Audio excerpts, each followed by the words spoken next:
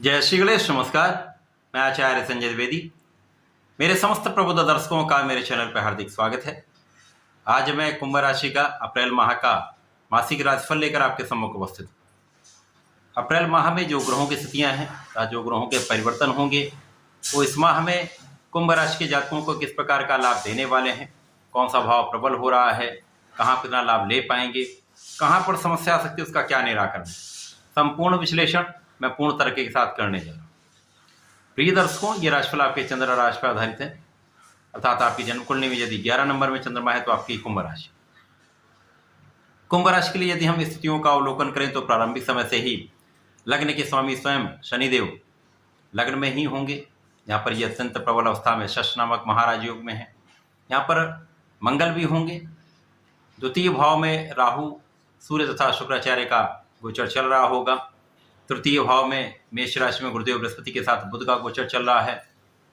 इसी प्रकार से यहाँ पर अष्टम भाव में केतु होंगे तथा आपके एकादश भाव में प्रारंभिक समय में चंद्रमा का गोचर होगा। 2 अप्रैल को बुध मेष राशि में वक्री अवस्था में आएंगे तथा 9 अप्रैल को ये मेष से मीन राशि में प्रवेश कर जाएंगे, जहाँ पर ये पूरा माह रहने वाले हैं। 25 अप्रैल को ये मार्गी हो जाएंगे। 13 अप्रैल को सूर्यदेव अपनी राशि का परिवर्तन करेंगे तथा द्वितीय भाव से निकलकर तृतीय भाव में प्रवेश करेंगे, जहां पर गुरु तथा सूर्य का आपसी संयोग बनेगा। 23 अप्रैल को मंगल जो शनिदेव के साथ गोचर कर रहे हैं, उनका राशि परिवर्तन द्वितीय भाव में हो जाएगा तथा 25 अप्रैल को शुक्राचार्य अपनी राशि का परिवर्तन करेंगे तथा द्वितीय भाव से निकलकर तृतीय भाव में गोचर करना प्रारंभ करेंगे, जहां पर त्रिग्रही योग का निर्माण। इस अप्रैल माह में कुछ बड़े राजयोगों का निर्माण हो रहा है, परंतु 4 ग्रह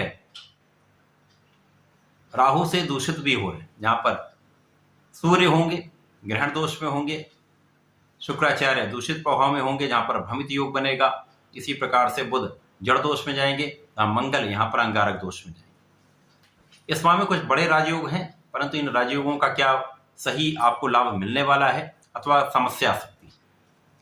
प्रारंभिक समय से ही यदि लग्न देखें तो आपकी लग्न अत्यंत प्रबल है, जिसके कारण बहुत सारी समस्याओं से वैसे ही आप विजयी होने वाले हैं।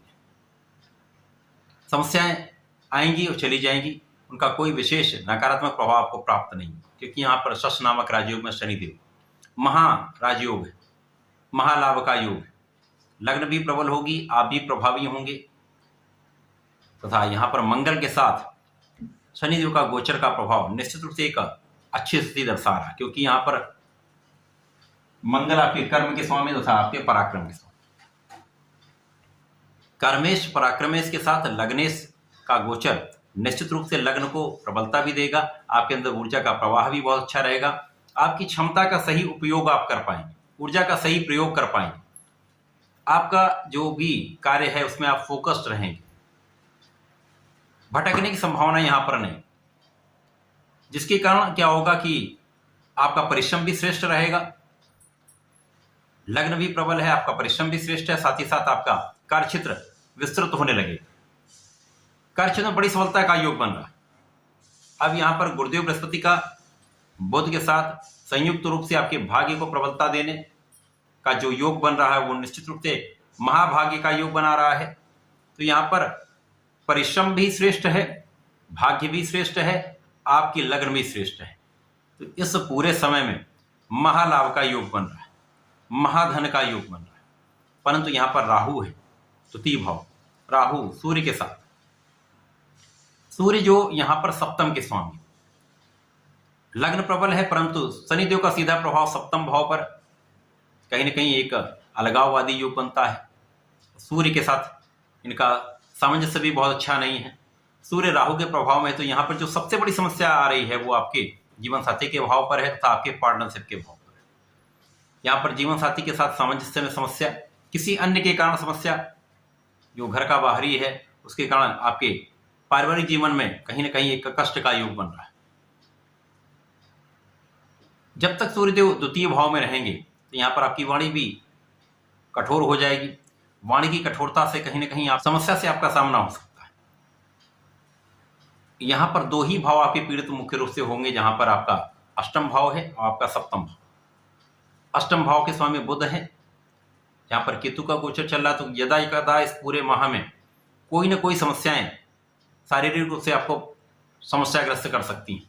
जब बुध का गोचर राहु के साथ पुनः हो जाएगा तो ये समस्याएं बढ़ सकती हैं।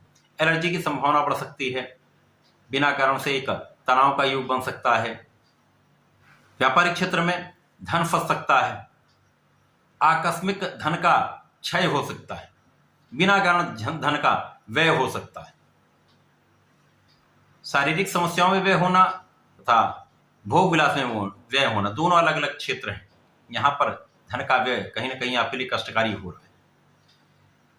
परंतु लग्न प्रबल है तो ये छोटी मोटी समस्याएं आती जाती रहेंगी, आप उन पर विजय प्राप्ति करके आगे बढ़ते रहेंगे, पूर्ण रूप से परिश्रमी बने रहेंगे, क्षमतावान बने रहेंगे तथा आपकी ऊर्जा के स्तर अत्यंत श्रेष्ठ रहने वाला है। भाग्य भी संपूर्ण रूप से साथ देगा, तो बहुत सारी समस्याओं से तो आप ऐसे ही निकल जाए। मुख्य रूप से ये समस्याएं कब होंगी? शारीरिक समस्या, जो तनाव, जो एलर्जी की समस्या, जब बुध पीड़ित होंगे। इसी प्रकार से कर्म और पराक्रम का चित्त तब पीड़ित होगा जब मंगल राहु से पीड़ित होंगे, दूषित होंगे। इसी प्रकार से यदि हम देखें तो भाग्य के स्वामी कौन है? यहाँ पर शुक्राचार्य। तो प्रारंभिक समय से ही भाग्य पीड़ित हो रहा है। यद्यपि यहाँ पर गुरुदेव बुध का संपूर्ण प्रभाव आपके भाग्य पर है, अत्यंत शुभ प्रभाव मिल रहा है, लेकिन यहाँ पर कहीं ना कहीं जहां पर आपको सबसे अधिक आवश्यकता होगी भाग्य की, वहां पर ही भाग्य का संपूर्ण साथ नहीं मिलता। जब यहां पर शुक्राचार्य का परिवर्तन हो जाएगा तब आपके लिए श्रेष्ठ स्थिति बनेगी। यहां पर आपका कार्यक्षेत्र तो निश्चित रूप से विस्तार लेगा। जब तक यहां पर मंगल का गोचर चल रहा है शनि जी के साथ, निश्चित रूप से आपके पद की वृद्धि का योग बनेगा, लोगों का सहयोग भी मिलेगा, आपके सहयोग कर्मियों का संपूर्ण सहयोग आपके साथ रहेगा, जिसके कारण कार्यक्षेत्र में पद की प्राप्ति, धन की प्राप्ति तथा विशेष लाभ आपको मिलने वाले।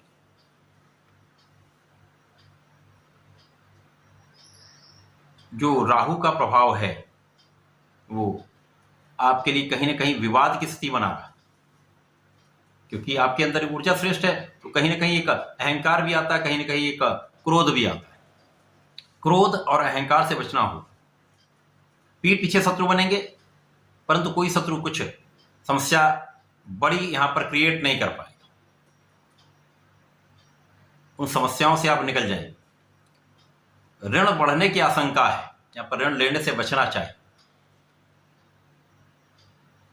इसी प्रकार से सूर्य जो यहां पर आपके सप्तम के स्वामी शुक्राचार्य के साथ भाग्य के साथ यहां पर जब तक हैं तो यदा कदा समस्याएं लगी रही।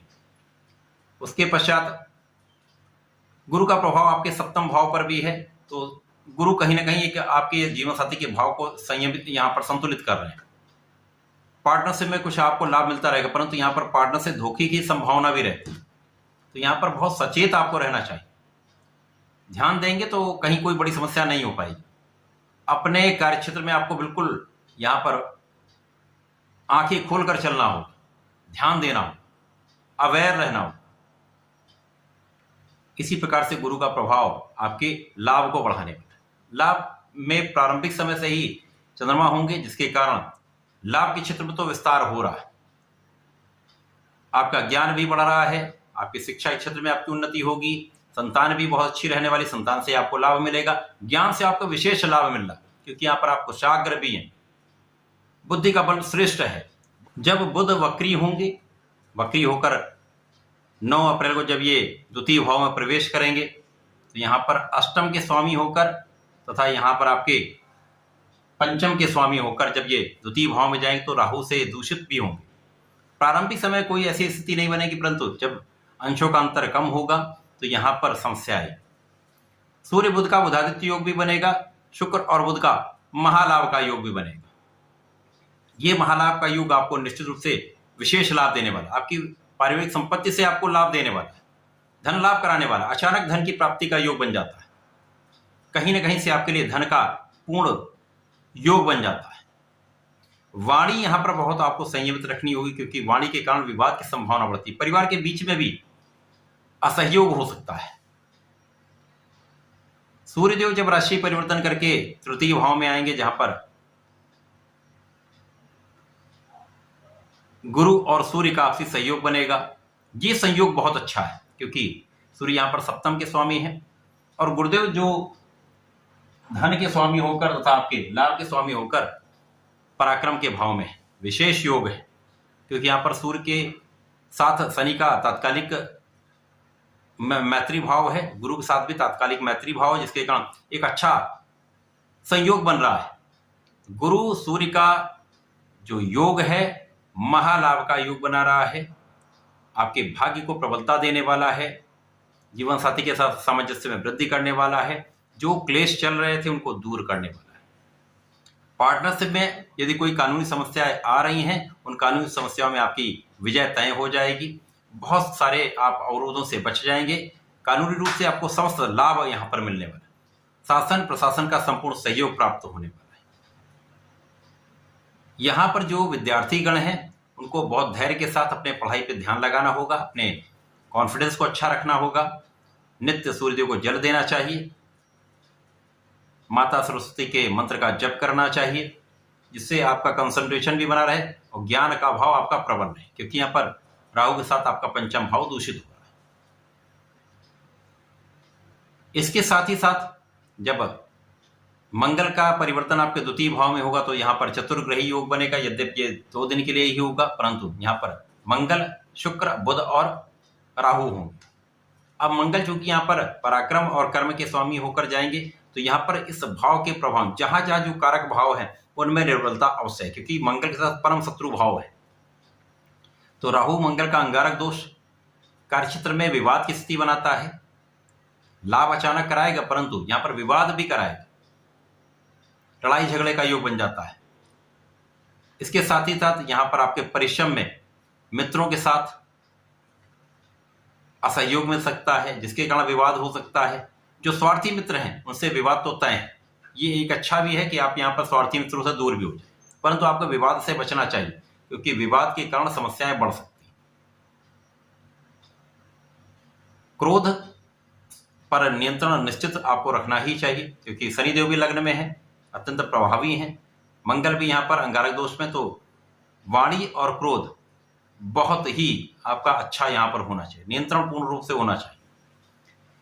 शुक्राचार्य जब आपके तृतीय भाव में आ जाएंगे तो यहाँ पर आपके बहुत सारी समस्याओं का निराकरण हो जाएगा, क्योंकि शुक्राचार्य जब यहाँ पर भाग्य के स्वामी होकर तथा आपके सुख के स्वामी होकर तृतीय भाव में जाएंगे तो निश्चित रूप से इन भावों की प्रबलता आपको प्राप्त होगी।